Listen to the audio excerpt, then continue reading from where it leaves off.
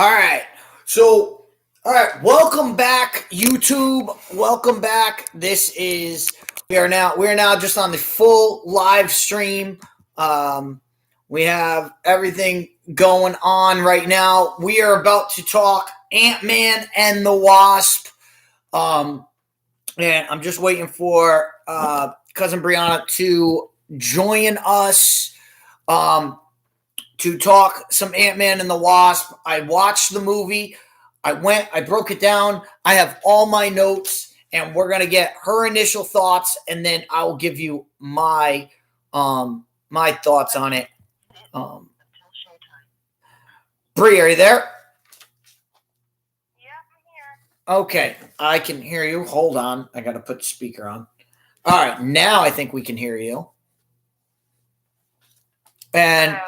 all right, so we're gonna hear you're gonna hear the blog talk lady. She's gonna say you're going live and blah blah blah. But we're live on YouTube, so it's all good. It's all good. We're here to break down Ant-Man and the Wasp. I saw it. I just got out of the theater of it. I'll give you my thoughts on it after, because I know Brianna's pressed for time. She's got to go. I want to get her thoughts on it before I rip into this movie. I'm here until I get picked up. Okay. Yep. All right. So let's just start with opening thought. What were I know you told me your thoughts, but tell the people what your thoughts were on this movie.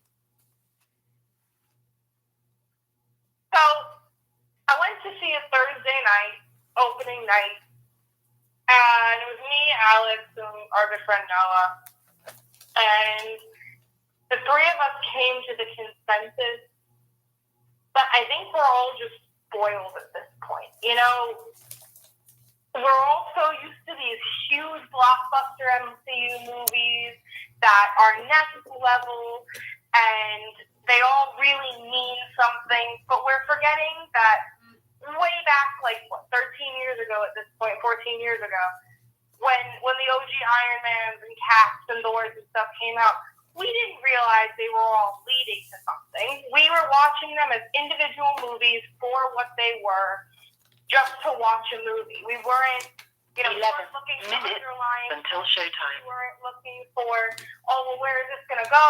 Now, every time we watch a movie, Multiverse of Madness, Wakanda Forever, Antman, Quantummania, we're sitting there saying, okay, well, how is this going to lead to Secret Wars? How is this going to lead to Kang Dynasty? What is this? We never just watch the movie for the movie anymore. So I'm trying to give it the benefit of the doubt with that thought process, because it sucked.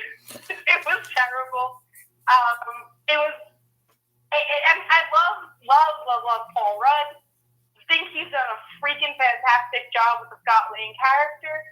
I think that that this movie just, it kind of hit in some places. It had its beats. It had a story that is going towards something, but whenever we needed something to really mean something, it became a joke. And I'm calling it the 10 minutes until showtime. The same thing that happened with Love and Thunder. It just got too goofy at times and too much of a joke, and it left you saying, what was that? Like the ants coming in and taking KY, and the Darren, why? It just seemed like a huge waste of time. Seemed like a huge waste of character development. In my general opinion, the CGI was better than Multiverse of Madness, but not really.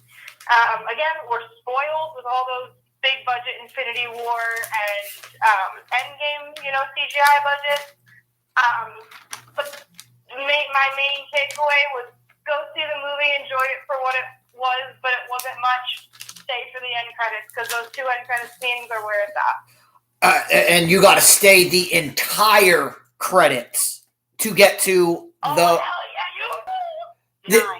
yeah, that killed me. I was like, all right, because I knew it was coming. I knew that one was coming, and when the end credit wasn't first, I went, they're going to make us sit through this whole freaking thing. And they made us sit through the whole thing just to get to Loki. And I was like, come on, dude. And I mean, I was crying, Chris. I was crying. Loki. Can we get some Loki in the movie? And then, I don't think it's going to happen, but can we get some Loki in the movie? And then Owen Wilson, you know, Owen Wilson played basically Owen Wilson.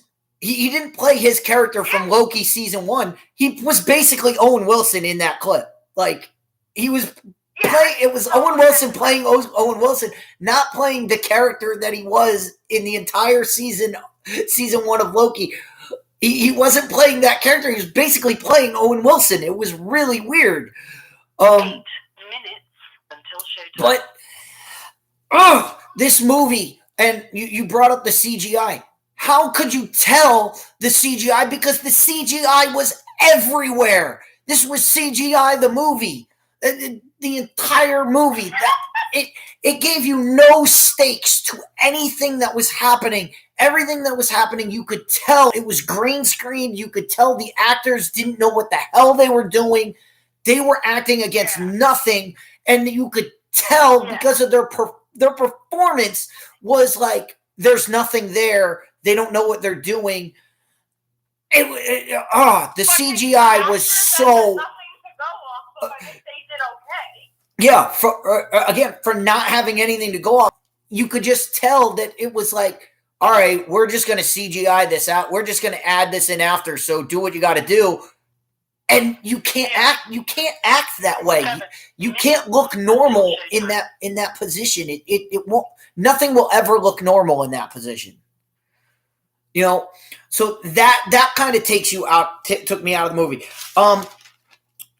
What I would say about this movie is exactly what I wrote in every single note that I made from the third page of note, the second page of notes on. After every single thing I wrote, like when the guy said "burn it all down," WTF? What are you doing? When MODOK died, what the like? Paul Rudd shut the. I wrote this in my notes. MODOK's death, parentheses, STFU. Paul Rudd, there's no need for a comment there. Just shut up and let the scene play out. That's what got me. Also, though, why have a fucking low budget Shark Boy and Lava Girl George Lopez MODOK? They should have just this is for the entire movie, but this is for MODOK.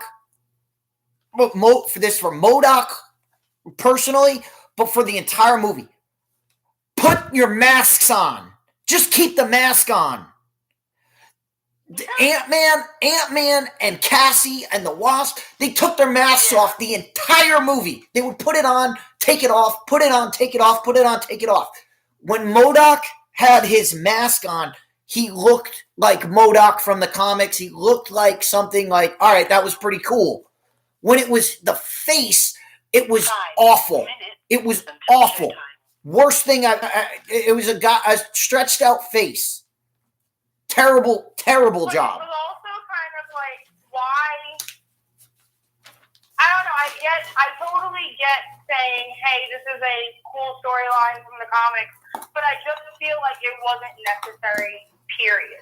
Like, he was a freaking cool character. Leave him in movie 1.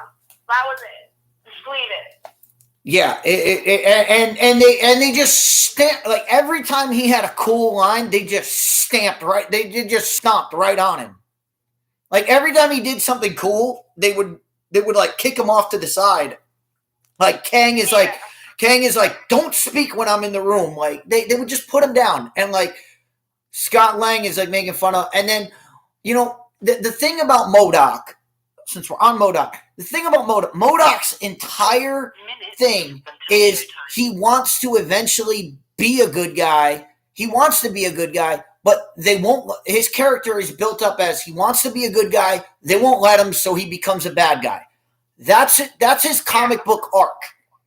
So the end, when he dies in the movie, spoiler alert, and who cares? But when he dies and he goes, I'm an Avenger now. Like, you could tell, like, Paul Rudd, all you have to do is, like, have Paul Rudd give the look of, like, okay, sure, buddy. Like, he didn't need to say anything. All Paul Rudd needed to do was go, okay, because that was what MODOK's sole goal in life was, to be a good guy. But because they wouldn't let him, he became a bad guy. So that it was good. The character arc was complete. He got to think he was a good guy. You didn't need Paul Rudd to say, sure, buddy. And then he's like, and then Paul Rudd said something else, like right after he died. Right after he died, Paul Rudd's like, well, that happened. And I was like, just shut up. Just let him die and walk away. And that whole scene would have played out. But you had to add that extra line to kind of like get that Marvel quip in there, and it ruined the entire scene. It's the Taika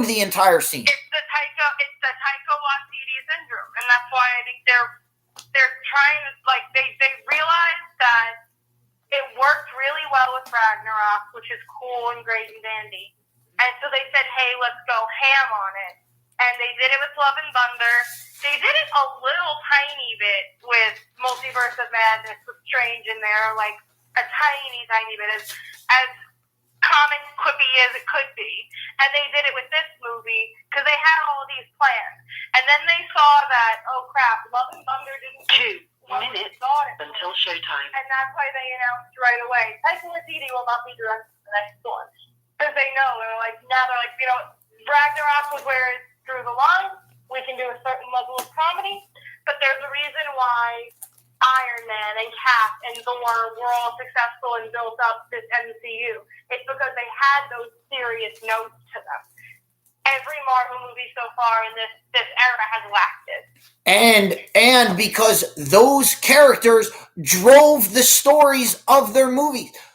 Ant-Man, this is Ant-Man and the Wasp, and Ant-Man he plays third billing in this movie.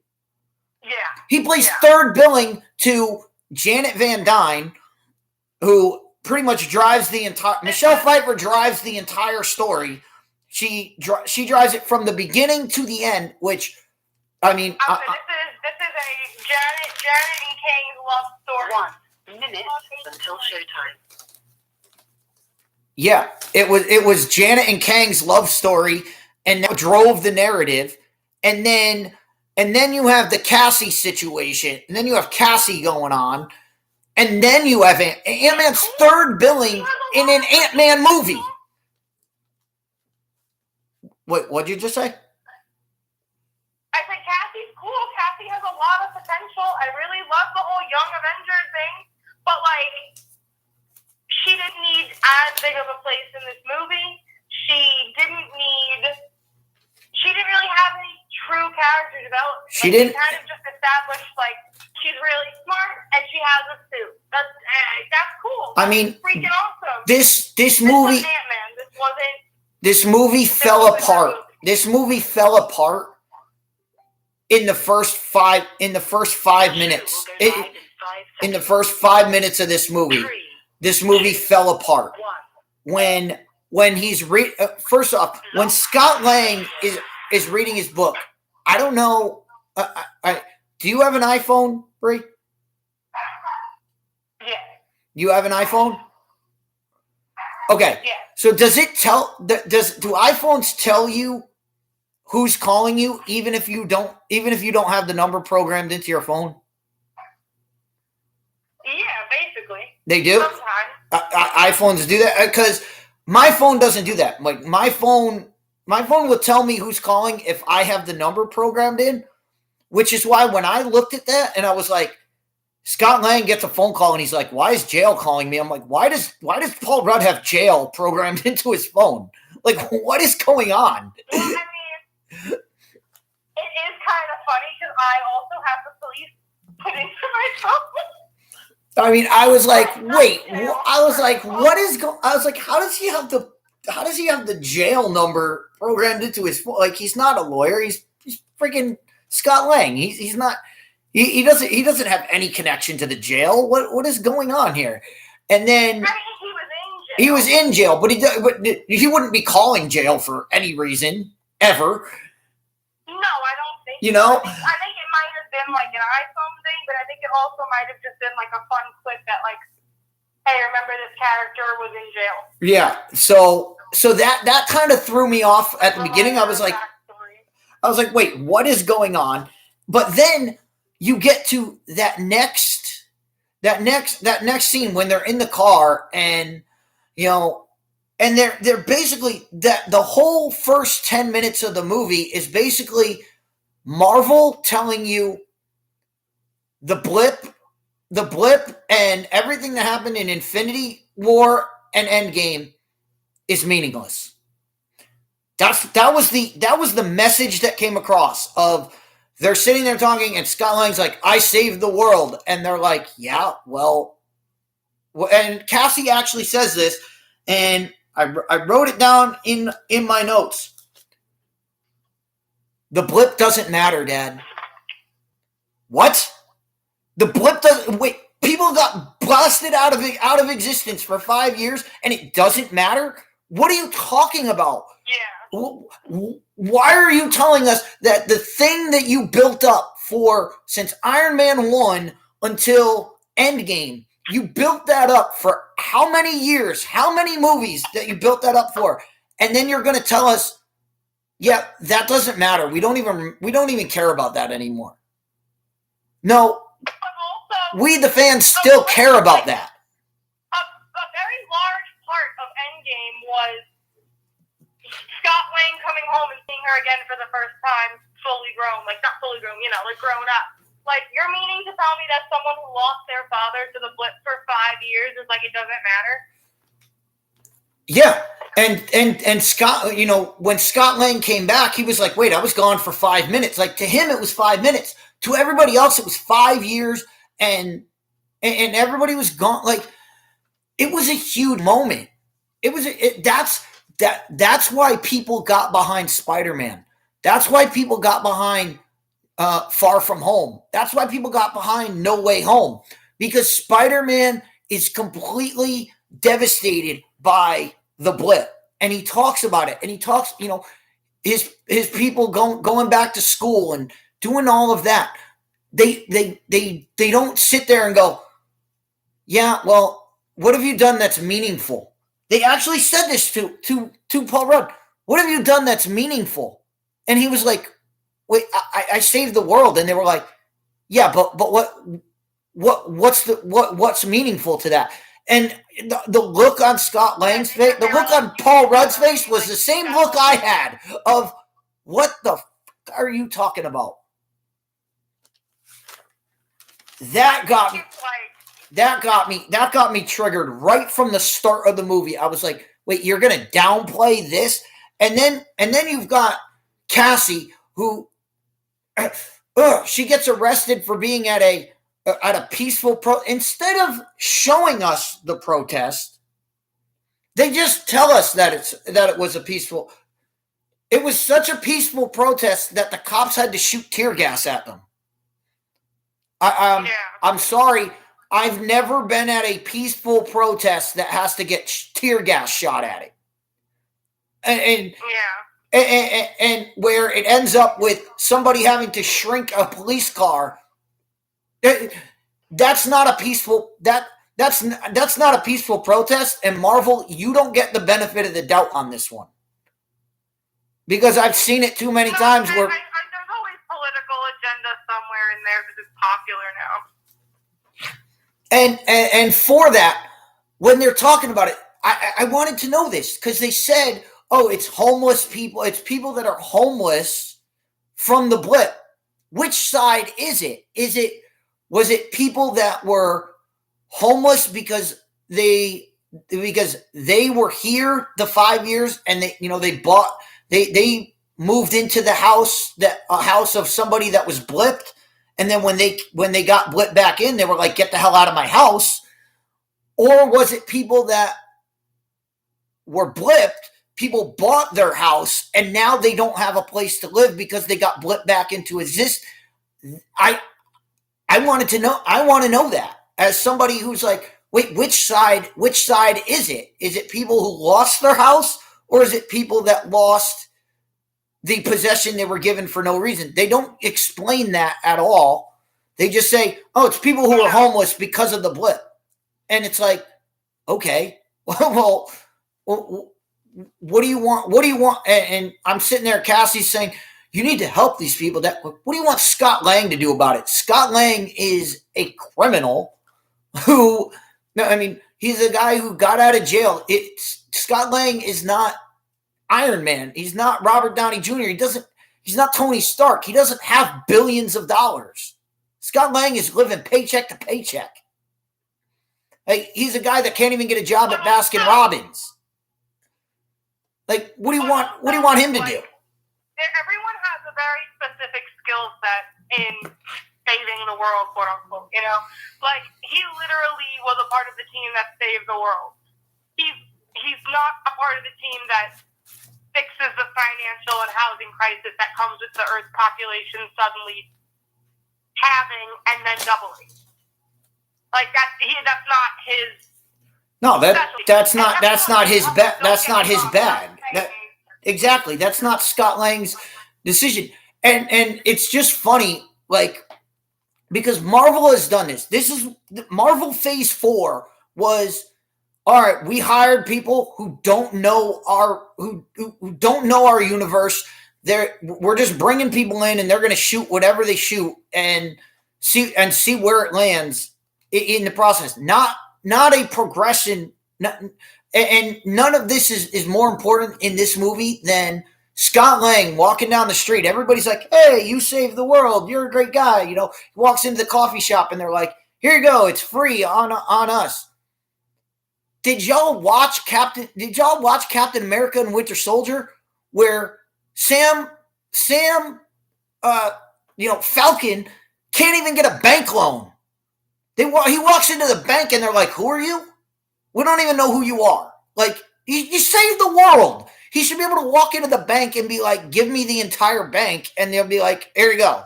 Like, you saved the world. Or, you know, they don't even know who Sam Wilson is, but they know who Paul Rudd is. They don't know who Scott Lang is. Like, Scott Lang's inconsequential compared to Sam Wilson. Sam Wilson is Captain America now. He was paraded as Captain America after Endgame. Everyone would know who he is. Yeah. It's completely ridiculous. It was completely ridiculous for world. Also, to touch on the political agenda point, you know, not that I love the political agenda that's being pushed, but it is a thing that's going to happen in any Captain America phase. I mean, in a lot of the MCU movies, especially Captain America now. Look at Falcon Soldier when the cops pull up and they're like, is this man bothering you, Mr. Barnes? And it's like, that's Sam Wilson. Like, he at that point, like, he is Captain America. Like, the shield was passed to him. No, he didn't put on the suit at that point in the series yet, but he is Sam Wilson. He is Falcon. He is Captain America. And the cops don't know who he is? Yeah, so I like it. I like it because one of the guys that I watch for movie reviews, the Critical Drinker on YouTube actually pointed this out in his Falcon Winter Soldier. He said, how does a beat cop not know Sam Wilson, one of the most influential people in the world? Everyone would know who he is. Everyone would know him. Everyone would know Bucky. They would know. No one would walk up to them and be like, we don't know who you guys are. Like that. It was. But again, it's people that haven't watched. They're Marvel is hiring people just saying, hey, write for this movie. Okay, write for this movie. And nobody's going back and looking at the source material and saying, all right, here's what happened before. Let's make our characters fit into that. No, they're just writing it and going, here you go. This is what we got. I mean, WandaVision didn't play into anything else. The people that wrote Doctor Strange, they actually said, we got halfway through WandaVision. Well, if you didn't watch the end of WandaVision, how do you know where her character is at the beginning of Doctor Strange. Yeah. If you don't know that like if you don't know that people don't recognize Sam Wilson, how do people recognize Scott Lang? The continuity is not there anymore. It's just not there, and that's what Marvel's missing is the continuity and the ability to make these things stretch out. That's what brought us along. Everything in, I know this is technically like phase 5, right, at this point, but as I'm calling it, it's like pre-blip and post-blip. This was phase 4. This was phase 4A or phase 4B because this movie was part of phase 4 because it was an absolute disaster.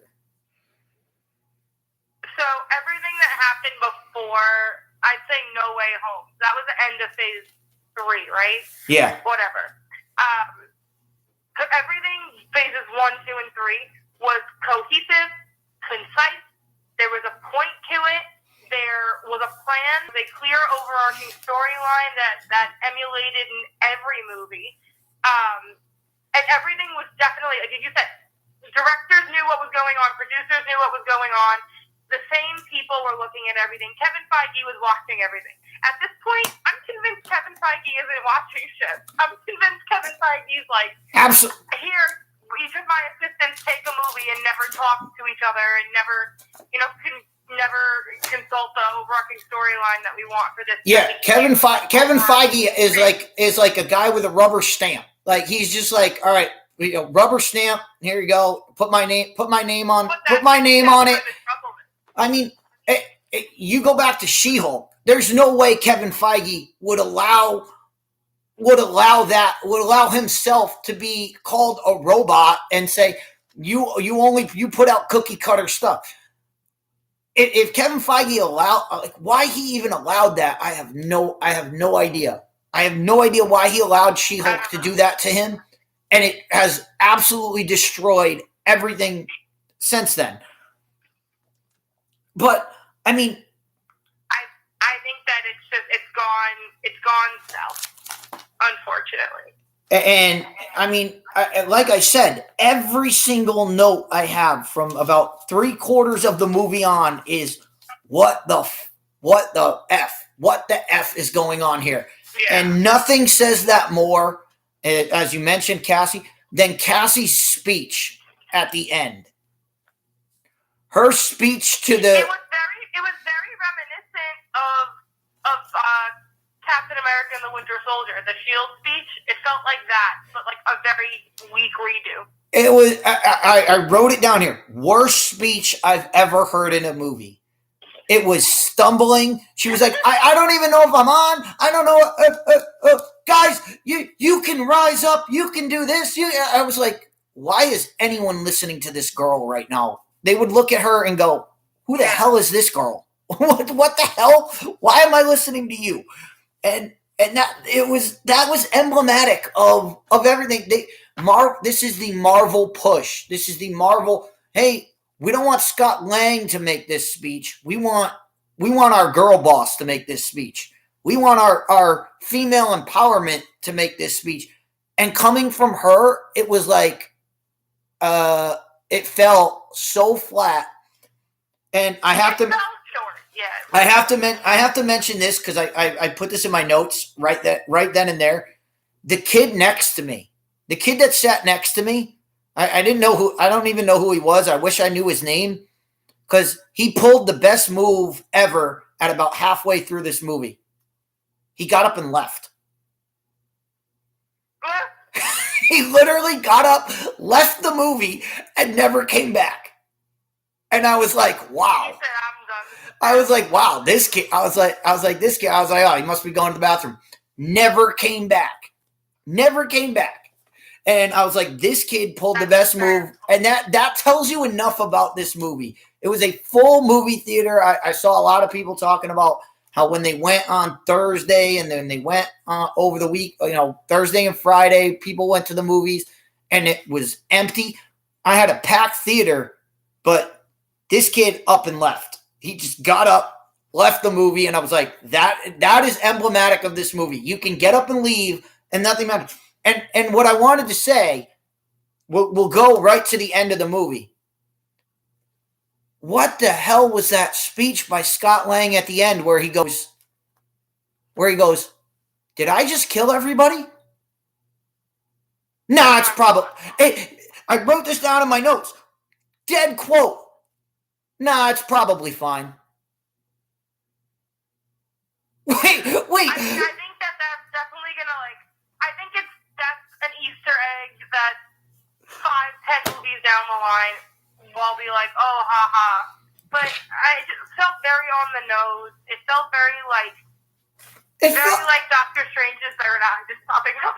It felt very just like it was emblematic of everything. It was like, okay, so you basically just said in your final line of the movie, you basically just said this movie doesn't matter.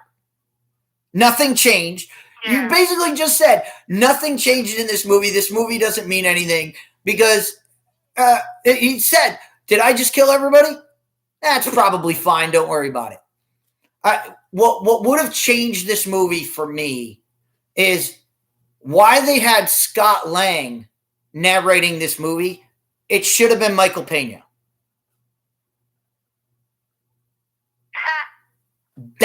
It should have been Pena telling this. In the first two Ant-Man, he's the one. Michael Pena is the one telling the stories. He's the one that tells the stories and makes everything great. If he were telling the narrative, it would have made such a difference for this movie. Yeah. My big question too was why is it a book? Why did he write a book? Why was that even brought up? Why was it mentioned? I don't think it was necessary. I think it was just a way to be like, so this is what he's doing in the meantime, and it was pointless. Well, it was a way. It was, and what that was to me was that was a connection to Miss Marvel, where Scott Lang has she mentions it in the beginning of Miss Marvel, the very first scene when she's talking about Captain Marvel, which is absolutely. I talked about that. I talked about that when I did my Miss Marvel review. How she knows about Captain Marvel, I have no idea because no one should know about Captain Marvel. No one knows about her because she's been gone for 30 years. She came back and got punched out of existence. So that was her one claim to fame. So how anybody knows about her, but the way that she knew about Captain Marvel was Scott Lang's blog, and so that was kind of. I kind of made the bridge to, all right, Scott Lang had a blog, so somebody caught wind of his blog and was like, hey, why don't you turn this into a book? And, he turned it into a book and got it published. And, the book aspect of it didn't bother me because I could make the leaps kind of. I had to, but again, I had to make it for them. They couldn't show us this in the movie. Yeah. They had to let us figure it out, or they just had to straight up tell us what was out. Instead of showing us peaceful protest, they had to say, nope, we were peaceful protesters. Well, I don't agree with that. If you were getting tear gassed, something else, because I've seen protests that people said, oh, this is peaceful, and they're burning down Target, and I'm like, that's not peaceful. That's not a peaceful protest.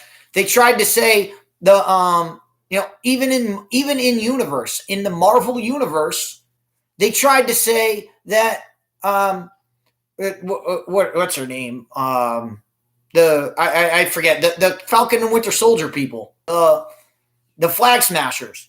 They tried to say the Flag Smashers, whatever.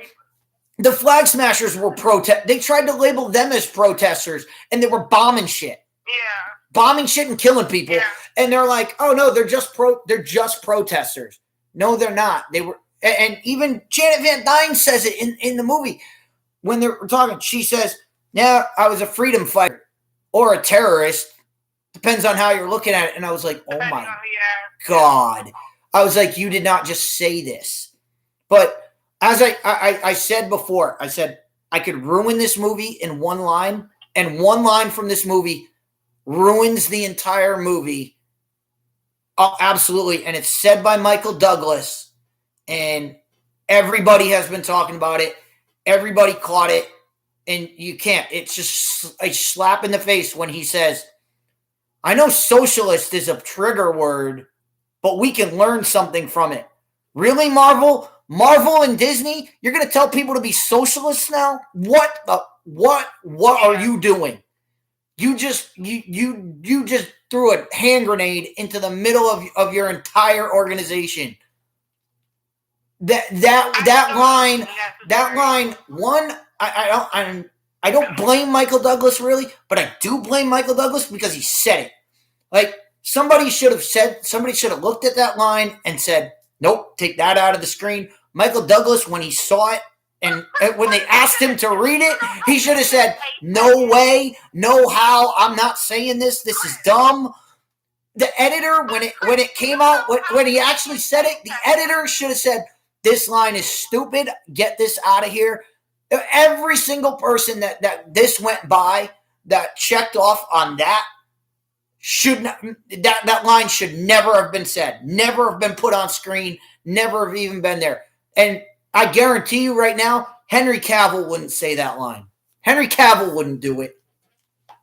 So don't tell me actors wouldn't do it, because I know there's people that would not say that.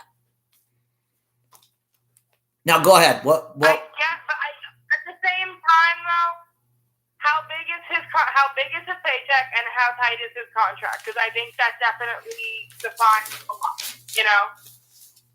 He's Michael freaking Douglas, and he's married to Catherine Zeta-Jones. He can he if anybody has the clout to say, no, I'm not saying this line, change it, I change it.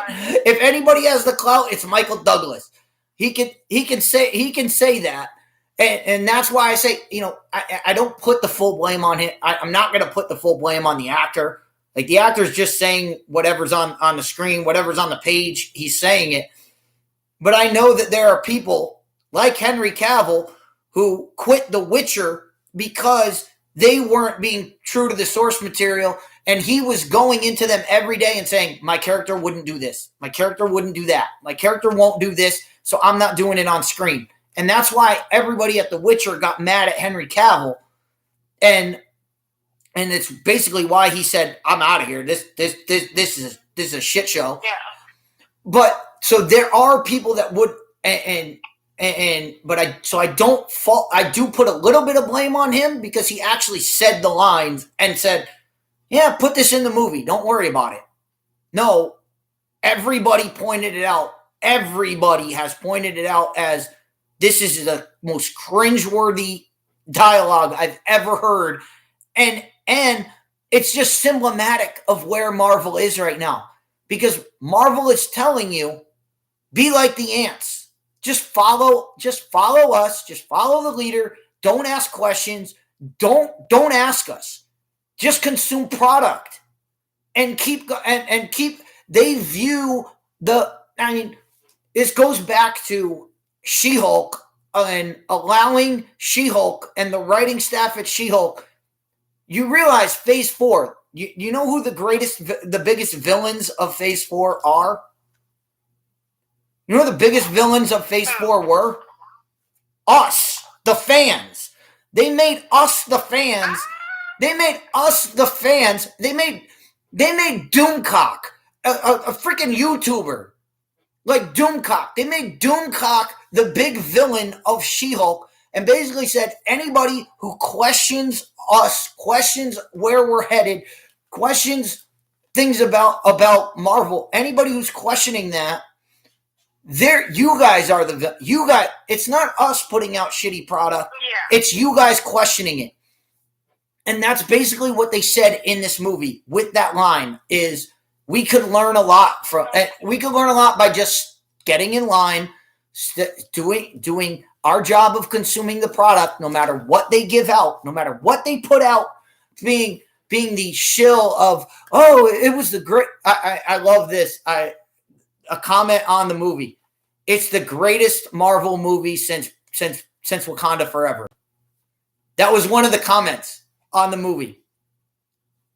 When you think about it, It's the greatest movie since Wakanda. It's the only movie since Wakanda Forever. That's the I point. think Wakanda Forever was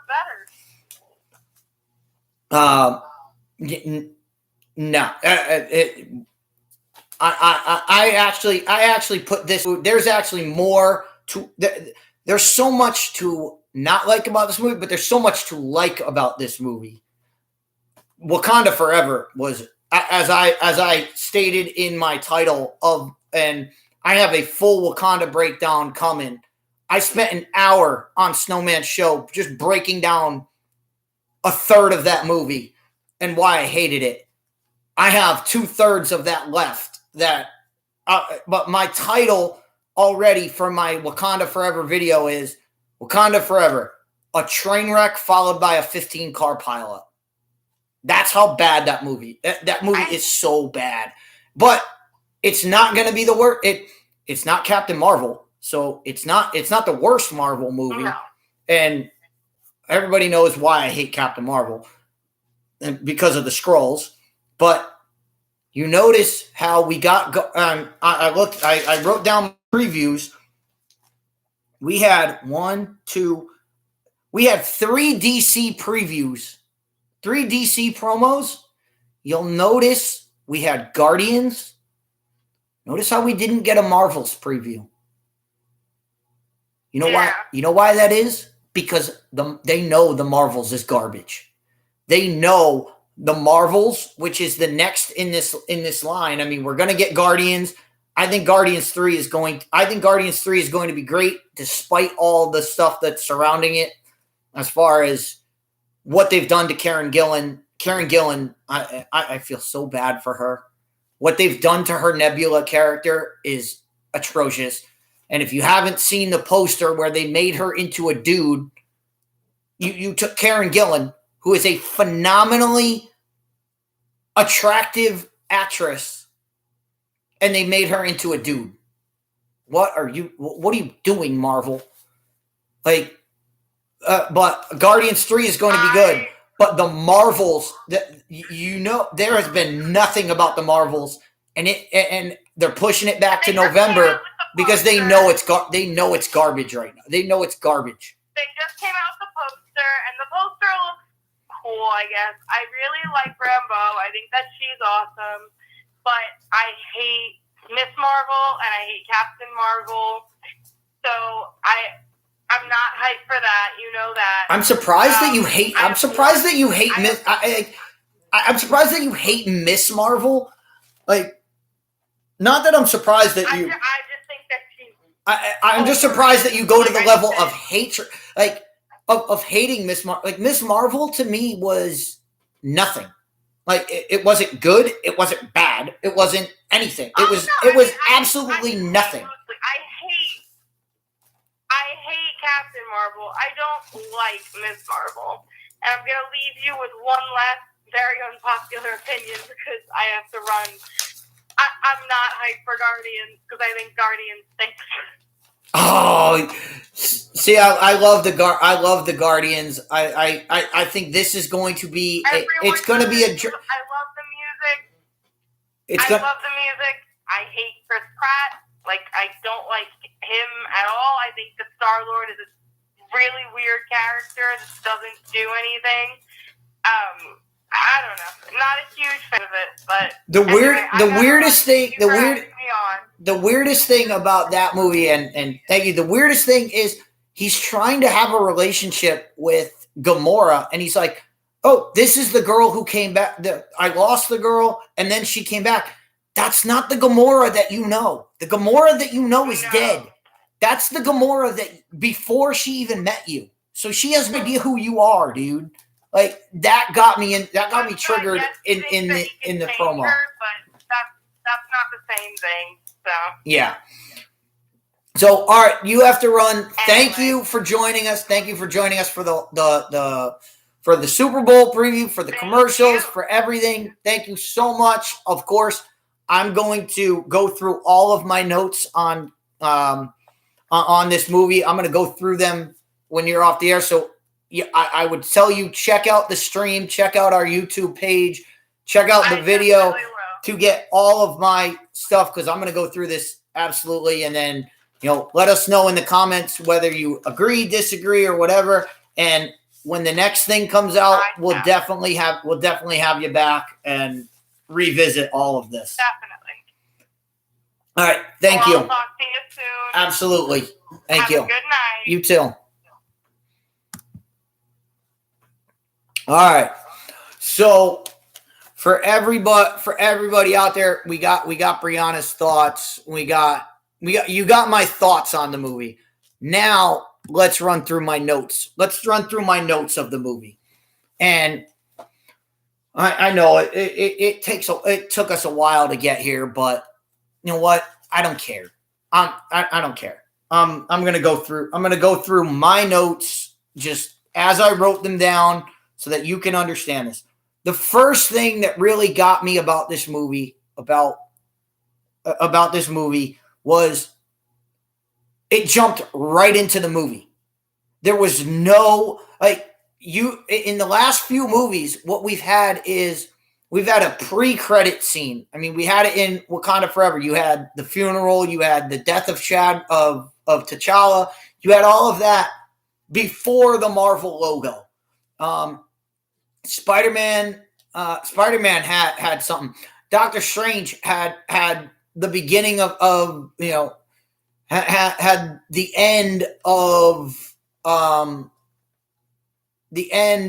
No Way Home before the Marvel logo. This one, the Marvel logo came out, and I was like, whoa. I was like, all right, we're starting right here. So that was my first note, is no pre-credit scene, just jump right into the movie. And we jump right into the first scene, which is Janet landing in the quantum realm. Now, I mean, you'd have to go through this, and somebody more adept than me would have to tell you, maybe her going through. I mean, they couldn't de-age Michelle Pfeiffer any. Michelle Pfeiffer, she was in the quantum realm for 30 years. When she lands, she looks exactly like she does when she came out. Like, I know aging works different in the quantum realm and everything, like whatever, but she just looked exactly the same. It wasn't the Janet Van Dyne that went in, and the one that came out is not the same one that went in. Like, we know she aged while she was in there. Like, it just felt really weird that she was in there. So we get her and Kang, and we see the beginning of their relationship where Kang is like, "Where am I? What is this place?" And she's like, "I don't know. I just landed here too, buddy." Like, that's what we get. So you get that scene, and then you move on, and then it moves to present day where Scott Lang is walking around. He's telling everybody, "I'm a hero and I'm doing this." And he goes to the coffee shop and he gets a free coffee, and he's reading his book. But he's telling everybody about the life, and he's like, "I'm a hero. I saved the world." And meanwhile, Hope is the head of the company. She's the head of her father's company right now. She's doing better things than I can do because she's saving rainforests and she's saving trees and she's doing all this. She's an activist. She's doing better stuff than I have done. No, Scott Lang, she's not doing better stuff because you saved the world. You brought millions of people back from being dusted. That's important. That's important. Why the characters in this universe do not feel it's important, I don't know. But it should be important to everybody. So that happens. Hope, activist is better than hero, apparently. So being an activist is better than being a hero. So then Scott Lang is reading his book, and as he reads his book, he's like, all right, he finishes, and I don't know. I don't really care about giving up the end. You know, he reads the book, and the end of his book is about how he's, you know, the best thing he's done is be a father to his daughter and all of that. And it's sentimental. It's great. Blah, blah, blah. Kumbaya, whatever. But then he gets a phone call and he looks at it and he says, in the middle of just after reading, he goes, "Why is jail calling me?" And that was the moment I was talking to Brianna. I don't know. Maybe iPhones are different. Maybe everybody's phone is different. But why it came up as jail in his phone, like, I was like, what is going on here? And he's like, he stops. It was kind of a short quip, but it was kind of just weird to me. But it was a funny clip where he says, "Why is jail calling me?" And then he answers it, and it's about his daughter calling her from jail to bail her out. So they go down, they bail her out, and while she's leaving, the cop is like, "I know you have it, blah, blah, blah." And that's when you get the line, instead of showing us the protest, instead of showing us that it was a peaceful protest, that it was, you know, a police overreaction. Marvel wants us to believe that the police just overreacted to peaceful protesters in the park, which Marvel, I said this before, and I'm going to say this, you don't get the benefit of the doubt here. When Cassie says, "Oh yeah, we were peaceful and you shot tear gas at us," I've seen peaceful protests that involved burning up a Target store. That's not peaceful. I've seen peaceful protests that involve public displays of you know, burning buildings down, throwing rocks through business windows. Those aren't peaceful protests. And sometimes the cops have to do that, you know. Sometimes that's how the cops have to react. I mean, we could go back all the way to Vietnam protests, where you want to talk about police force, where they had to shoot people. Like, using tear gas is kind of a that's what cops have to do sometimes, because these protests get out of control. They don't listen to authority. They think, "Oh, you're trying to silence us," when the cops are really just saying, "Guys, this is getting out of control. You need to calm it down. Like, you need to calm down. We can't let this get out of control." And then it gets out of control and all hell breaks loose. Well, they need to stop that beforehand. And sometimes tear gas is the only way to do it. You know, otherwise they're going to be shooting rubber bullets at you, or sometimes real bullets. So to sit there and say, "Oh, we were just peaceful protesters," you didn't show me that, so I'm not taking your word for it. Okay? So there's that. Then they get in the car and they're driving home, and Scott Lang is basically telling Cassie, "Hey," you know, he's basically telling her, "You know, you're going about this the wrong way.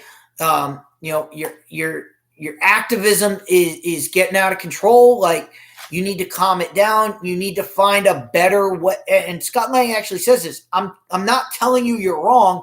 I'm trying to tell you a better way to go about this." And of course she says, "Dad, you don't know anything. You don't know. I know more than you." And she basically chastises him the entire time. It's almost like, who is the adult here? It's that teenagers know everything. They know more than everybody. And it was just really cringeworthy dialogue of, "Dad, we're protesters. We know more than you. And oh, by the way, you call yourself a hero, but you don't do anything. You don't do anything to help anybody right now. There's people that need your help, and you're not helping them." And it was a very weird scene. So we got the peaceful protesters. We got teenagers know everything. Again, the reason they were protesting the homeless camp, I need to know more about this. I want to know more about this. I want to know more. Like, I would love Marvel. I would love an MCU movie or show about the 5 years between the 5-year gap, the 5-year jump. It's why I questioned it at the beginning of Endgame when they just jump 5 years ahead, and because they don't want to show us. They don't want to show us. That's a Disney Plus show. That's something you can put on Disney Plus, the 5 years of the blip, to show us what was going on during the blip. How did people react? How did people get to where they are? Like, we saw the Flag Smashers. They were given stuff during the blip that once half the population came back, you can't give them the same amount of stuff. You can't, they were given stuff. Well, the people that came back, they want their stuff back.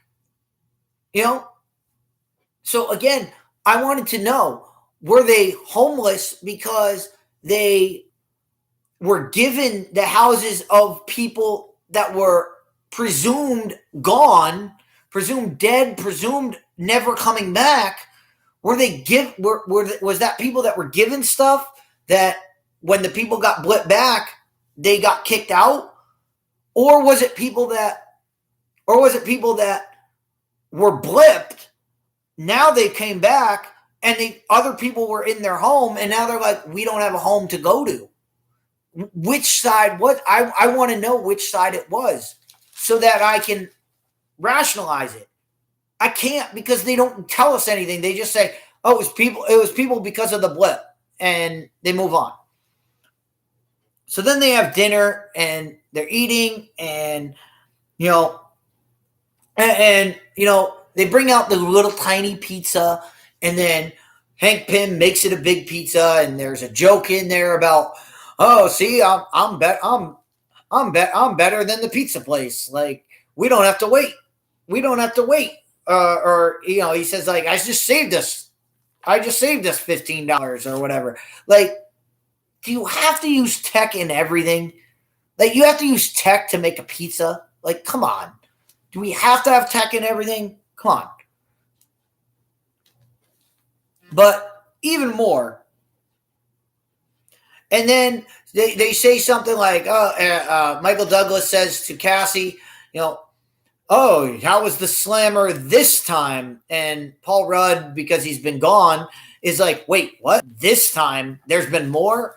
So that tells me, again, that these were not peaceful protests. If it happened before and it's happening again, that tells me this is some escalating thing that it was cringe dialogue. So then they're talking, and Scott Lang is like, I did save the world. And Michael Douglas is like, oh, you hear that? You're going to tell us again, Scott? Like they're tired of hearing it. I'm not tired of, I'm a Marvel fan. I'm not tired of hearing it. I'm not tired of hearing about people saved the world. They saved the world. They could talk about it every single day of their life if they wanted to. If I saved the world, if I brought millions of people back, I would talk about it every single day of my life. So I agree with Scott Lang of, hey, I'm going to play this up. But then Janet Van Dyne says, well, what have you done that matters? What have you done that matters, Scott? So again, saving people from the blip does not matter. That's what Marvel is telling you. What Marvel is telling us is that the Infinity Saga does not matter. They're telling us, the fans, it didn't matter. That's what they're trying to tell us. And that was the first moment that I wrote WTF. And I'm going to say this a lot. So that's the start. So then we get the connection to the quantum realm. So Cassie has built this thing that reaches down to the quantum realm, sends a signal down, and Janet, when she says you see it in her face. Michelle Pfeiffer, it's a great scene. It's great. It shows the desperation, but it's an overall thing in this movie that this entire movie is because Janet Van Dyne decides, and this is not directed to her character. This is not direct. This is an overall thing with superhero stuff. It's a trope that I never understand this. Things happen, and people say, "Well, I'm just not going to tell y'all about it, and I'm going to protect you by not telling you." When has that ever worked out? When has that ever worked out? Ever? It never works. If something big is happening, if you believe that the guy that you met in the quantum realm is the worst thing to humanity, you need to tell people about that when you come up. When you come up and you come back and you're like, thank God I'm back. You have no idea what's down there. Never go into the quantum realm. Never go there because Kang is there, because there's a guy there that's a disaster. And if he gets out, we're all in trouble. Like, why you wouldn't tell people that, I don't know. It makes no sense. So because she doesn't tell anybody, they reach down and, then they get sucked into the quantum realm, which Michael Douglas lands and he says, we should be dead. Why aren't we dead? Like, yeah, I agree. Why aren't you dead? You just fell all that way on how is this happening? Like, what is going on? Like, Hope had to turn into her wasp outfit to survive it. The other guy, nobody else did. They just landed, and Antman had to use his suit to save Cassie and all that. And we'll get into that in a minute. But yeah, I don't know. And then, they're all of a sudden everybody's searching for whatever. They're searching for for all of them. And Janet sees this and she says, shh, be quiet. Don't move. And all I was thinking is there a T-Rex coming? Like, all of a sudden the quantum realm is Jurassic Park? Like, what is going on here? Why can't you move? Why can't you talk? What is happening? Didn't know, never explained, nobody cares. Like, she just says it, and I'm like, all right, I don't know what's happening. So that happens. Then you move on to Ant-Man and Cassie, and they're on one side. The other three are on the other side. They don't know where each other are. But Ant-Man has to fight a sun testicle, which I don't know what the hell that was. It was pointless. It was a pointless scene that really did nothing, made nothing. They fought the little sun testicle, and it happened. And I was like, okay, I guess that makes sense to someone, but doesn't make sense to me. But overall, it ends up with Ant-Man and Cassie getting arrested or caught by whatever. And this is important. This is an important part. Is Ant-Man, Scott Lang, and Cassie are caught and brought to the city. They're brought in front of the head people. Okay? They catch them, bring them to their city. Okay? Keep that in mind because it's important for later. Okay? So now, I'm just looking at my notes and I'm just going through it. So, Scott, who spent time in the quantum realm, is like, I don't know any of this. What is going on? Did I cause this? And I asked the same question. I wrote it down. Did Endgame cause what's going on? Because they were using the quantum realm to go back in time. Did Endgame cause what's going on right now as far as the ripples in time? That could have been an interesting thing to explore, like using the quantum realm, has branched off, and that's what caused caused Kang to realize, hey, I can do X, Y, and Z, that I need to take over this realm. And then did Endgame play a part in this? I think we would like to know that. Okay, so then all the aliens are speaking some weird language or whatever, and Cassie comes out and she's got like red goo all over her, and she says, "Dad, drink the ooze." Like, when has that ever been a good thing?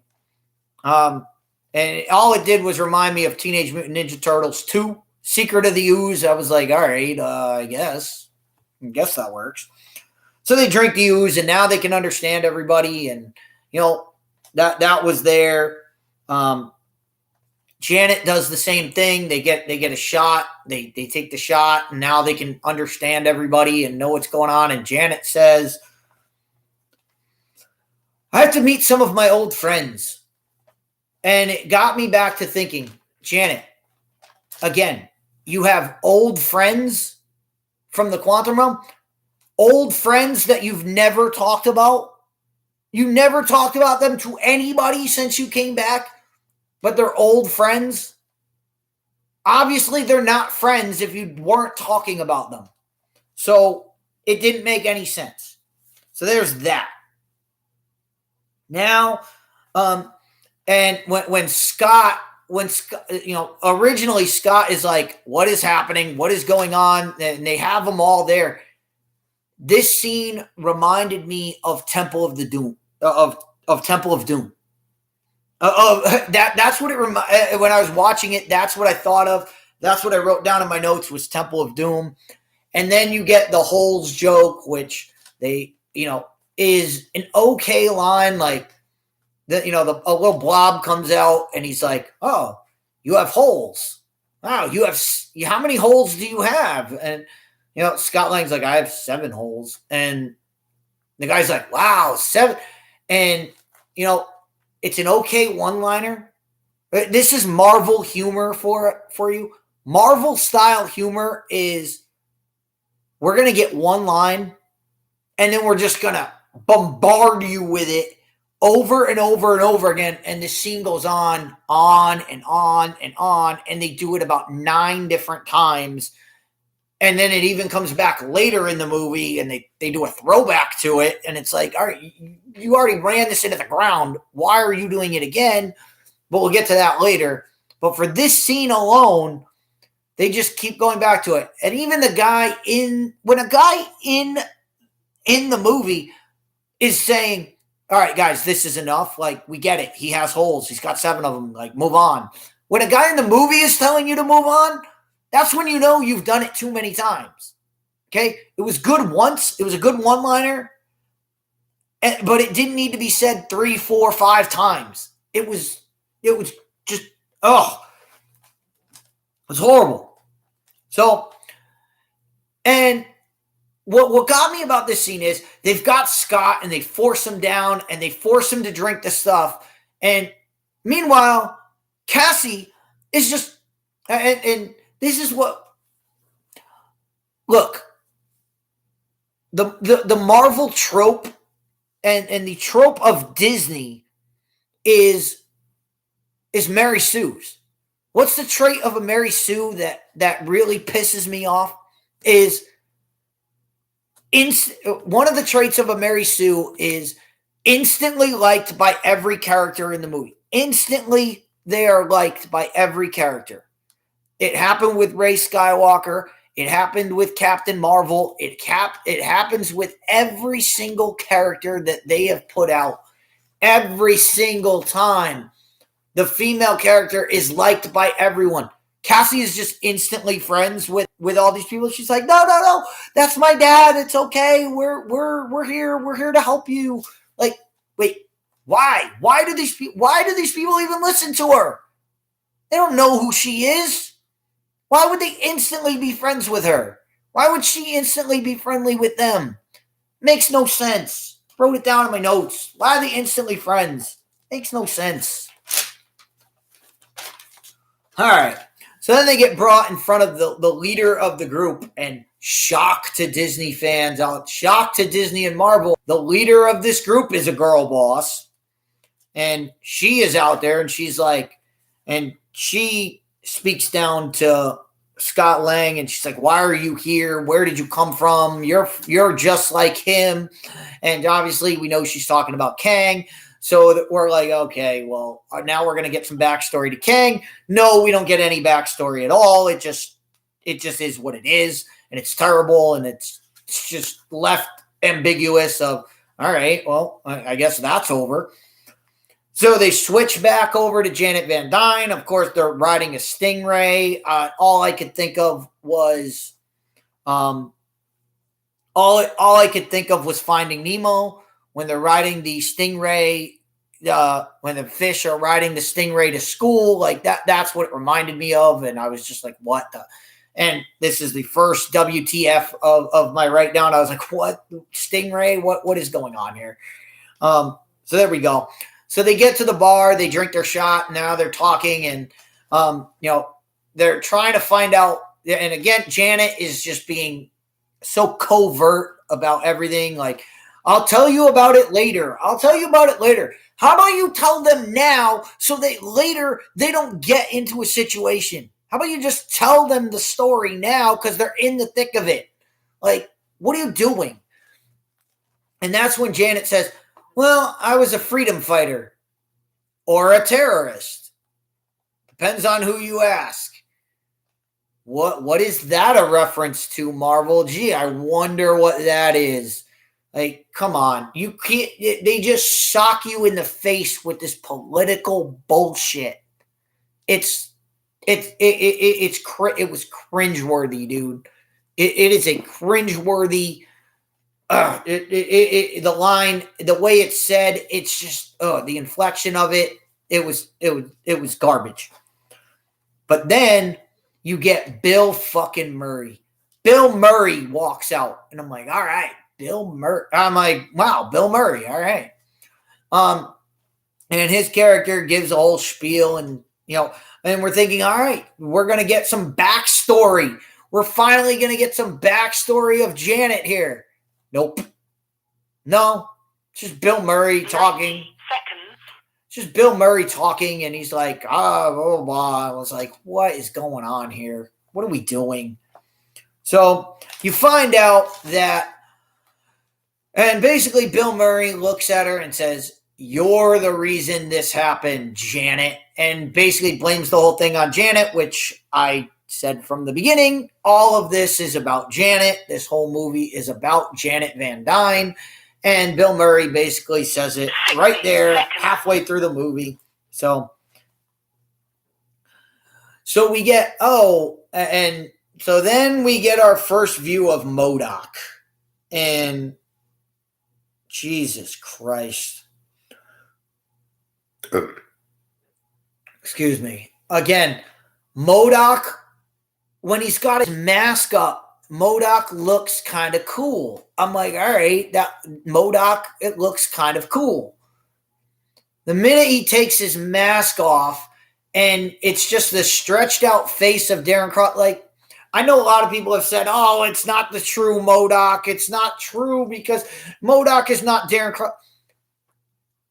Look, the MCU does things that, hey, let's change this. Let's give an Easter egg here. So I don't care that it was Darren Cross. Like, it's interesting that it was Darren Cross. Like, yeah, he got sucked into the quantum realm, and now we know that story was a callback to Antman #1. I'm okay with it being Darren Cross. What I'm not okay with is it was a stretched out face, and it looked horrible. It looked horrible. Okay. And if you watched EFAP's coverage of this, you'll know they just laughed. They just turned it into a great joke. Good job, Mahler. Great job. But okay. So anyway, then Janet, Hope, and Hank Pym, they beat up the soldiers that come for them. They beat up Bill Murray's character. They do what they need to do. They get out of there. They get into a spaceship, and it's the one joke that I kind of laughed at in the entire thing is when Janet says, Hank Pym is like, I don't know how to fly. She's like, you guide this thing. You fly us.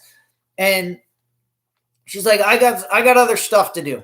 So Hank Pym is like, how do I fly this? What do I do? And she goes, it's like flying a bike. It was a good quip, good joke. I liked it. It landed. It was cool. But then they get into some cringeworthy talk of, who is this guy? Who are you after? And they start talking about Kang. And of course, Janet says, I was here for 30 years. I had needs. Jesus Christ, Marvel. You're really going to sneak that in? You're not going to sneak that by a lot of people. Because when she said it, I went, all right, so she banged Kang. And they were banging each other for 30 years down here. What? And then, of course, Hank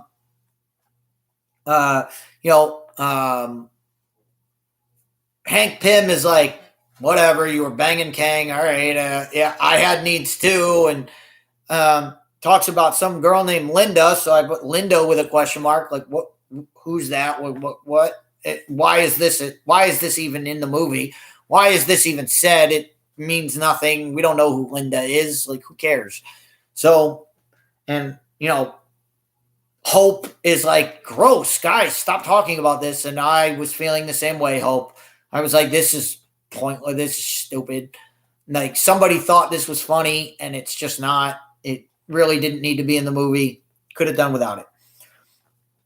So the girl boss is now in front of... Now,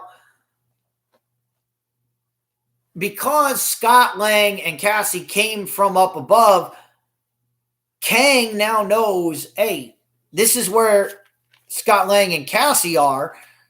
They must be with the other people. So let's go find Scott Lang and Cassie. So he sends his group after them. And the girl boss actually says, and I quote, you led them to us. What? Remember 10 minutes, probably a half hour ago now because I've been rambling. But remember when I said, remember the fact that they captured Scott and brought them to their city? Remember when I said that? It's because the girl boss says this line, you led them to us. They didn't lead anything. You brought them here, and the other people followed because they knew. So if you never brought them there, then the other people wouldn't be there. So Scott didn't do anything. You did it. Your people brought them to where they are. So it made no sense. Makes no sense. So then they start fighting, and Cassie just has a suit somehow. Somehow she has a suit, and even Scott is like, wait, what? And she's like, yeah, I have a suit. Wait. So you're telling me while you were getting sucked into the quantum realm, you never thought, I might need my suit for this. I'm going to suit up. Like, it was just, I was like, wait, she has a suit? Like, why? Like, why didn't she use it before? Why is she just using it now? Like, what is going on here? So, yeah, that was weird. Then during the fight, it goes to slow motion for no reason. No reason at all. Just slow motion in the middle of the fight to show Scott Lang, like, punching somebody. Like, why? Why did you go to slow motion there? It makes no sense. And then we get an even bigger version of MODOK. MODOK comes out, and then he has his big speech of, this is who I am. Scott, you made me, blah, blah. And all I could say is in my notes, Jesus Christ, MODOK. MODOK is just talked down to. He's just, basically the butt of every joke. And now we're an hour into the movie. And nothing has happened. All they've done is go to the quantum realm. We don't know anything about backstory. We haven't gotten anything so far. All we know is there's some kind of insurgents. They're going against, they keep calling him. We don't even know that it's Kang yet, except for everybody who, we know who it is because we're fans. We know who it is, but if you're just watching this movie, you're like, what the hell? We haven't gotten any story, anything about him yet. And again, now we get Kang for the first time. He comes out and he's talking with Scott, and then all of a sudden we get backstory. We finally get the backstory where it goes all the way back. And again, no de-aging of Michelle Pfeiffer. She's just the same age that she is. And it just takes you out of the movie. Takes you out of, all right, well, this really didn't happen because they're shooting it right now. Like, this really didn't. De-age it. Have a younger actress in there. Like, something to make us feel like, all right, this actually happened some time ago. Make something different. Nothing was different. It was weird. So we learned Kang was exiled by the Court of Kangs, which I wrote down in my book, the Council of Kangs. It reminds, as a Rick and Morty fan, it reminds me of the Council of Ricks. And basically they kicked Kang out because he's the most Kang of them all. As if you're a Rick and Morty fan, because I'm the Rickest Rick there is. I'm the Rickest Rick of you all. And, they how does that end up for the Council of Ricks? Wait, Rick comes back and kills them all. Well, what do you think this Kang's going to do when he gets out? He's going to kill all of you because he's the most Kang of anybody. So that happens. So Kang is now speaking to his group, and he's talking about how he's a conqueror. And when I saw it, I was like, this is just a bullshit costume. It's a bullshit Kang costume. It was terrible. Like the first iteration of the costume, you don't even get the mask. You don't even get anything out of it. And I was just, it was un-Kang-like to me. And I didn't like it. Anyway. So, but then this is the first instance where I noticed they just keep taking their mask on and off, on and off, on and off. And why even have the masks if you're not going to use them? Like, either keep the mask on or take it off. Like, one or the other. Stop doing this. Put on, take off, put on, take off. Oh, we can't see your facial expressions. Like, who cares? Who cares? Iron Man didn't, they showed Iron Man's face within the mask. Like, you could do that. Even that would have been better than having them take the masks on and off, on and off. It was just stupid. So Kang is talking to Scott Lang, and Scott Lang is trying to be like this guy. He's trying to bluster out. He's trying to say that he's better than he is, and he says, "You better watch out. I'm an Avenger.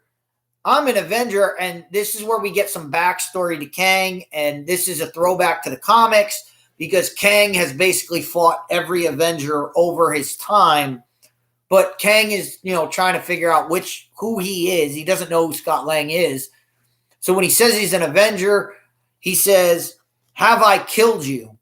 And, Mahler brought this up, and Mahler and Rags brought this up on EFAP that I was watching right before I came on the screen, on the stream. Like, how would if he's there, how would Scott Lang know if he killed him or not? He doesn't know who you are. You don't know who he is. So clearly you don't know each other. So how would he know if he's dead? He wouldn't know if he's dead. So it was just a weird line. It was a line that I bet when they wrote it, they were like, this is gonna be great. And then, but when you see it in action, you're like, this is dumb. And then he says, "Who are you? Are you the one with the hammer?"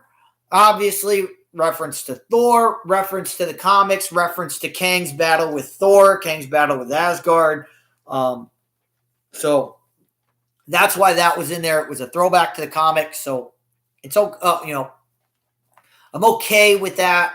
I didn't really like it, but sure, why not? Like, instead of Kang saying it, we could have seen. It would have been cool to see something, but I know that would have cost a lot. Would have had to have a cameo from a Thor character, from Thor. So whatever. But anyway, we get into this, and Kang starts giving this pointlessly vague story of his life, all this stuff. It's just pointless drivel that he goes on. The only thing that he says is, "Oh, you could create a probability storm." Like, wait, what? It's like, what the fuck is that? What is that?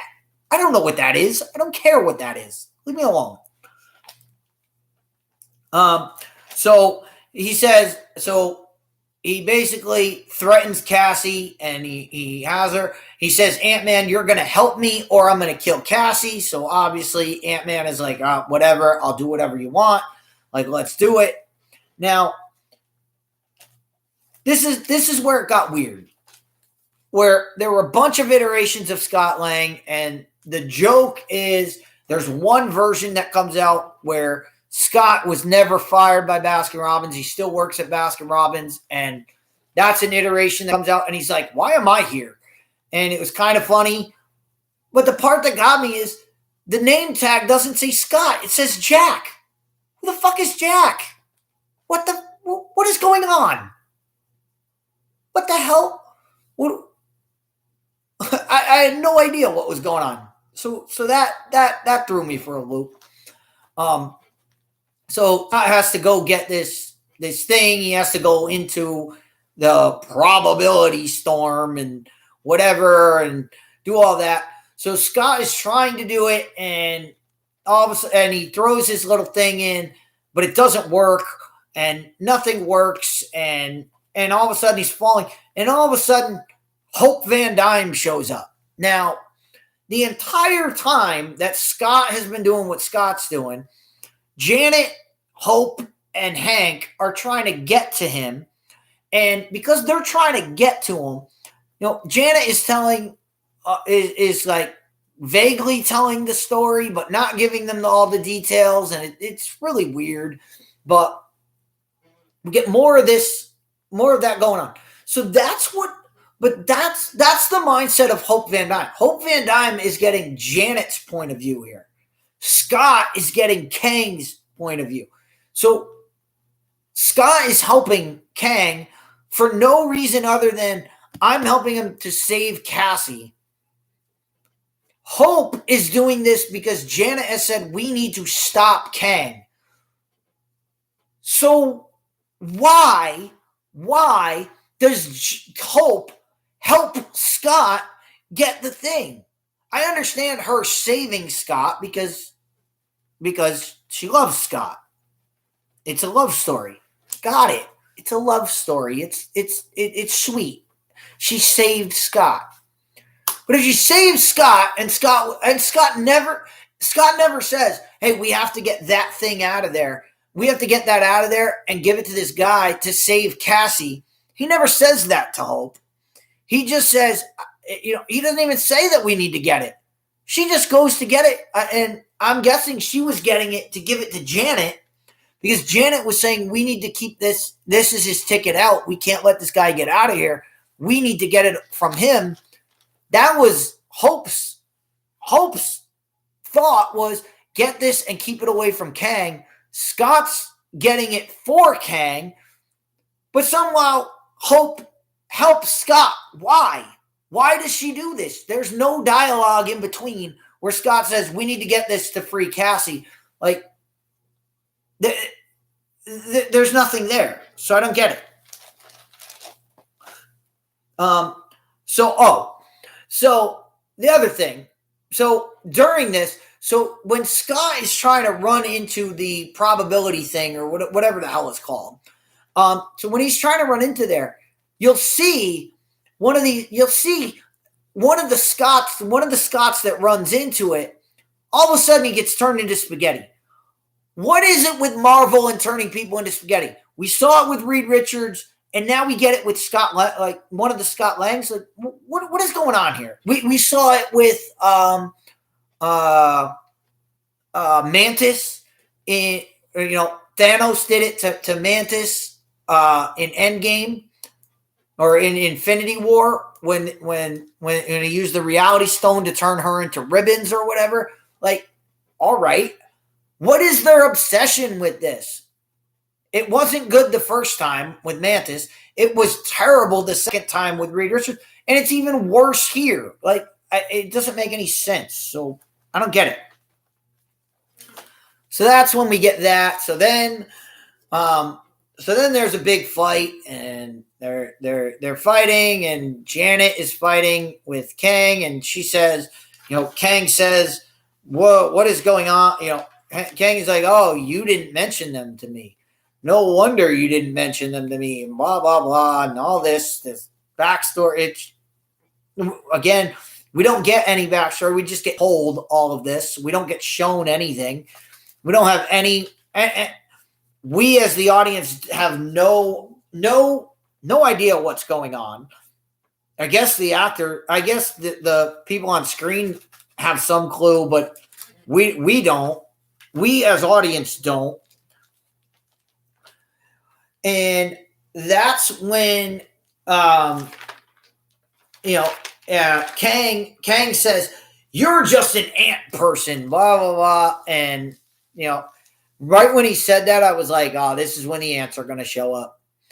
And the ants show up, and I guess they went off in a different time, and they were technologically advanced. And this is when you get the most cringeful line of any, and it is as telling as Marvel can get. This is Marvel just shoving it right in your face.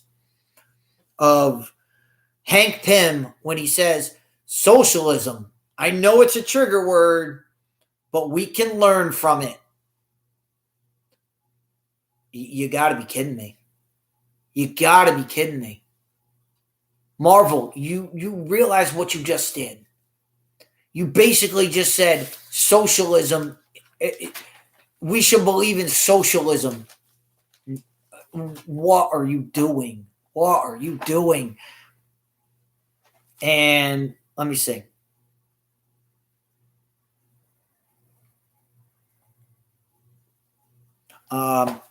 So that happens, and then Hank Pym has another line where he talks about, they really came from a technocratic society, which is something we should strive.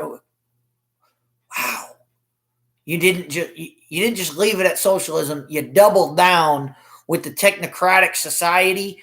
Come on, dude. You realize what you're saying. The ants are ants in the. So basically, Marvel is saying we're the ants. We're the ants. We're the ants. We're the workers. The workers should just be the workers. Never try to be anything better. Just stay in your lane. Stay in your spot. Don't strive to be better. Don't ever strive. Don't ever challenge. Socialism is you have different tiers, and the bottom tier never tries to be don't challenge the proletariat. Don't challenge the upper class. There's upper class, there's middle class, and there's lower class. And whatever class you're in, you never get to get out of your class. If you're in the lower class, you're stuck in the lower class forever. If you're in the middle class, you're in the middle, no matter what. And if you're in the higher end, you just basically get to feed off of the hard work of everybody else. That's what they're telling. That's the message of Marvel now. That's the message that they want you to get out of this. That's the message that everybody's going to take out of this movie is, nope, don't strive to be better. Just strive to fit in. Just fit the mold, do what you need to do, and move on. And that's a horrible message. Horrible message from Marvel.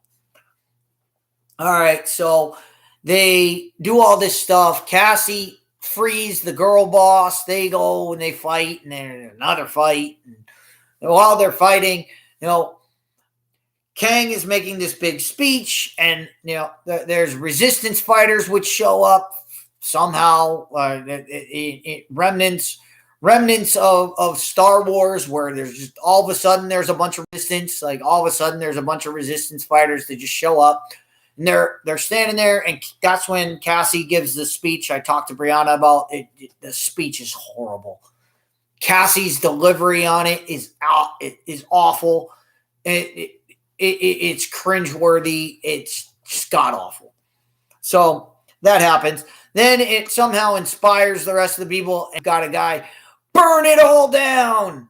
Burn it all down. Really?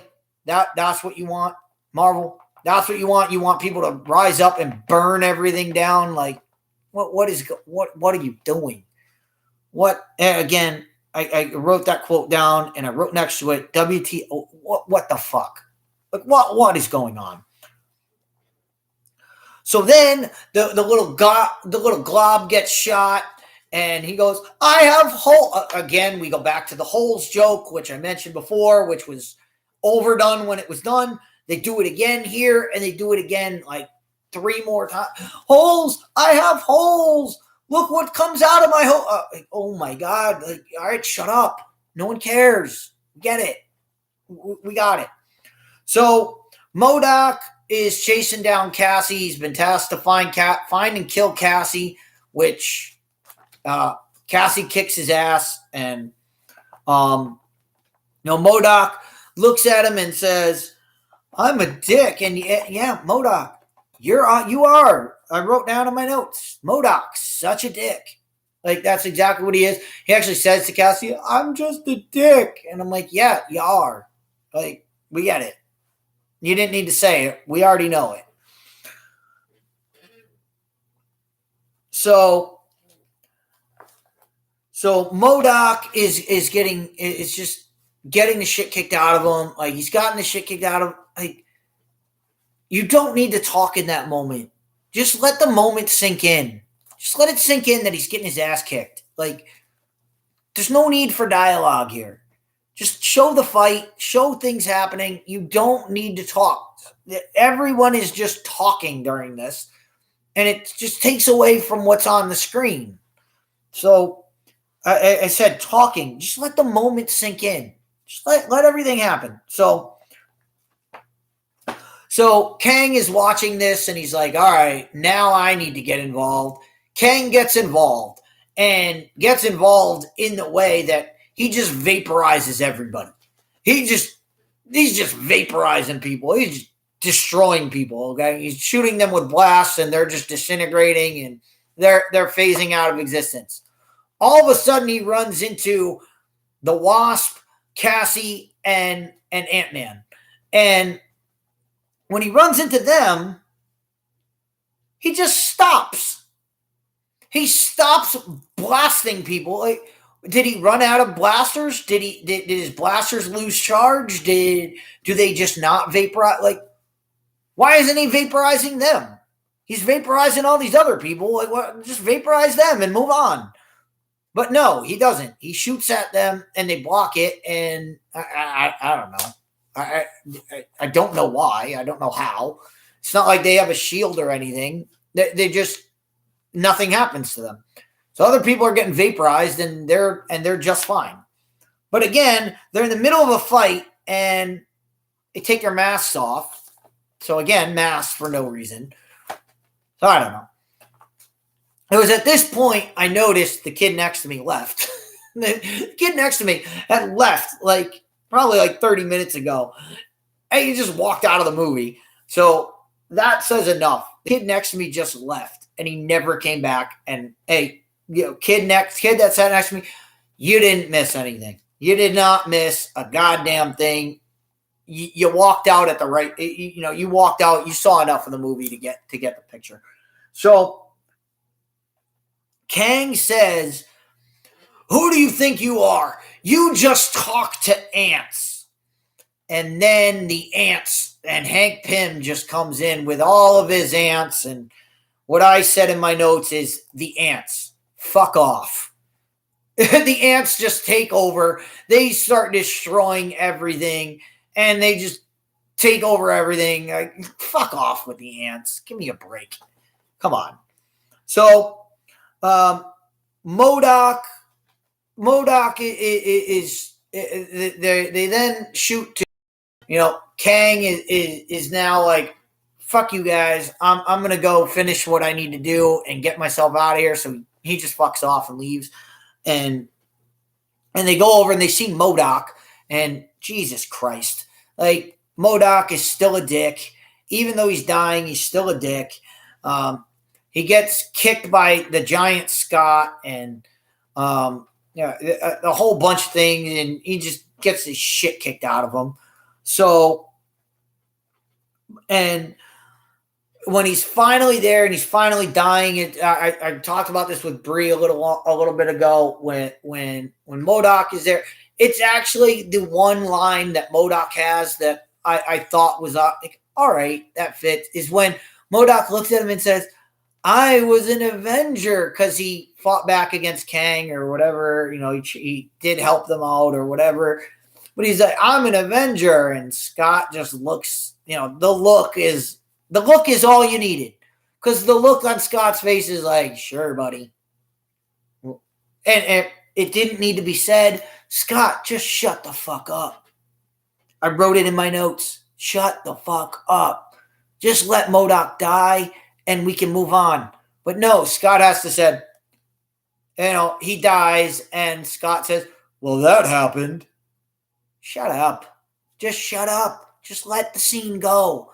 Let it play out. You were fine. Okay? So that happened, and so then they have a big fight. So then they fight at the end, and Antman, so they create the portal to get back, and Janet jumps through, and Hank Pym jumps through, and Cassie's about to go through, and Kang shows up. So Ant-Man pushes Cassie through, but Kang tackles Ant-Man before he can get through, and they have a fight. And that, you can tell that this was reshot. And one of the rumors that I heard was that Ant-Man dies in this movie. That was one of the endings of this movie, that Scott Lang doesn't make it out of the quantum realm. But apparently Marvel didn't want that, so they went into reshoot. You could tell that it was reshot. That it was reshot to have Scott Lang somehow defeat Kang. And instead of the sacrifice of giving his life instead of Scott Lang making the choice to give his life. Now, this is where I say they had a premise to this movie. They had a premise. The premise of this movie, the whole buildup, the beginning, the middle, and the end this movie is about choices. It's about the choices you make in life, and the choices you make and how they affect other people, and how you can make one choice and you make one choice and A happens. You make another choice and B happens. You make the same choice but in a different way and C happens. That's the point of this movie. The whole drive at the beginning, when Cassie is when they're berating him about, you did that, but what are you doing now? What are your choices? Scott, your choices are not helping anybody now. The choices that you've made have done this, they've done that. There's been consequences. That happens. Then you get the probability thing where there's a million different Scotts, because all the choices that he can make are coming back. And so you get the whole point of this movie is choices you make, where you had this, where Scott's choice is to push Cassie through instead of, hey, we all go through, or you could make that the overall theme of this movie, that choices, that people make choices and heroes make the heroic choice of the sacrificing choice, where Scott Lang, and Scott actually says it, to Kang, where Kang says, "You'll never win," and Scott says, it's a great line where he says, "I don't have to win. We can both lose." And and that's when he tries to shut the portal down. Like that, if you let that stick, that sticks as the moment of this movie. The point of us watching this movie was, yes, our choices matter. Our choices affect us. We can make,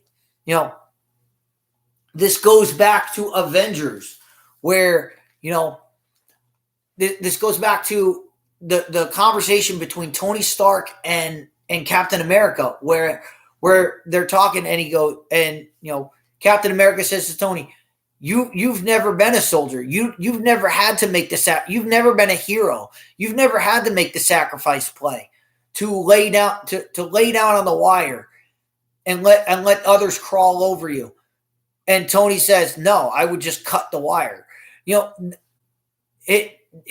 That's such a great line. It's such a great theme of those characters. This was a chance to have that with Scott Lang, and they just retcon it. You could tell they wanted to end the movie right there of, all right, Scott sacrificed his life to save the universe, to keep Kang knocked down, to, you could have had Scott somehow win the fight, somehow do something to incapacitate that version of Kang. And now in the next movies, it's going to be about, well, Ant-Man's gone. How do we get Ant-Man back? Or, something along those lines. But no, instead, it's just, nope, here we go. Cassie works on something. She opens the portal. Scott goes through, and bada bing, everything is back to normal. And we get back to the exact same scene in the beginning, where Paul Rudd is walking along and he's like, "I saved the world," and blah, blah, blah. And then you get the line of, I can tell you right now, Drinker is going to watch this on Monday. He's going to put his review out, hopefully Monday night. Hopefully, I probably won't watch it till Tuesday when I get home from Tuesday morning when I get home from work. I'll probably be able to see Drinker's take on this. But it reminded me of the Critical Drinker when he said, Scott Lang actually says this. He says, did I just kill everyone? Nah, it'll be fine. I openly laughed in the middle of the theater. I went, ha! I went, oh my God. I was like, that's the Drinker. I was like, that's the Critical Drinker right there. Nah, it'll be fine. The script, like, he usually says the script said it. No, the character actually said it. Nah, it'll be fine. Like, what? So basically, this entire movie was useless. You basically just said that you watched this for 2.5 hours, and it was nothing. Nothing, and it was absolutely pointless. They basically just said this is pointless. This movie's pointless. Can be taken out. Like, you watched it, good. Put it out of your mind because because it doesn't mean anything. Wow. You just really, really. That's what you wanted us to get out of this. That this movie was pointless. What are you doing? So then the movie ends. We get the post-credit scene, which is the Council of Ricks, the Council of Kangs, and Ramatut Kang is there, Prime Kang is there, Other Kang is there. Those are the three that interact, and they're like, well, who did you bring? And Prime Kang says, all of us. And they show a whole arena of Kangs, and they're all cheering for something. I don't know what the hell they're, I don't know, something's going on. So that happens. Then you watch the entire credits, and you get an end scene for Loki, which is Loki and Owen Wilson. They're watching a play. It looks like, an old school type play. And when I say old school, I mean like old English type play. And the guy on the stage is Kang, and Loki says, that's him. That's the guy. And Owen Wilson is, again, Owen Wilson is not playing, and I forget his character's name because I really forget a lot about Loki because I really don't care about the Loki show. But Loki starts going nuts. Like Loki is like, that's him. And Owen Wilson just looks at him and he's like, he doesn't look menacing. He looks like a normal guy. Like, he's playing Owen Wilson in that moment. He's not playing his character. His character from Loki was stern, he talked down to Loki. He kind of was like, thought Loki was thought he could get something out of Loki. This was more Owen Wilson of just being like, come on, he's a good guy. Like, oh, he doesn't look bad. He just looks like a guy. Like, it was just weird. It was weird the way Owen Wilson played it. And it ends with Loki saying, he says, he doesn't look like a terrifying guy, or he doesn't look like a bad guy. And Loki says, oh, he is. He's terrifying. Now, why Loki feels that way, I don't know. Kang was not terrifying in the Loki show. The only terrifying thing about him is that other Loki killed him. Female superior Loki killed the other Kang, and Kang said something bad is coming. Kang dies in this, and he said something bad is coming. And the entire movie ends with Kang will return. Okay, like what? What is going? Oh my God! So that's how the movie ends. So that's the breakdown. The breakdown of this movie is they had options. I had to burp. They had things that they could have done. Like I said, if you had made this movie about choices and about the choices mattering, and then you just blow it up with that last scene where nothing mattered. Nothing mattered. What Scott Lang did didn't matter. His sacrifice didn't matter. His heroic move didn't matter. Him saving the world from the blip didn't matter. What matters is everything that matters to these people, to the people in the movie, is nothing about human life. Human life doesn't matter. That's what I got. That was the takeaway from this movie. And my brother said it the best. Was it the best Marvel movie? Not even close. Was it the worst Marvel movie? No, it's not the worst. And, I'll probably end up doing another one of these streams about what is the worst, what's the worst Marvel movie? I'll probably do a ranking of the Marvel stuff at some point. And where this movie falls on that list, it's going to be towards the bottom. It was pointless. This movie was pointless. And then you throw in that socialism line, and it's just cringe-worthy garbage. And all I could say about this movie is WTF. That's every single note every single note from about from 3/4 of the movie on. Every single note I have in my of this movie was followed by what the fuck. So that's my take on the movie. That's you heard me. That's what I saw watching the movie. Let me know in the comments below. Let me know if you saw the same movie. Let me know what you guys thought, and more stuff to come. But are we gonna keep going with the MCU? I don't know.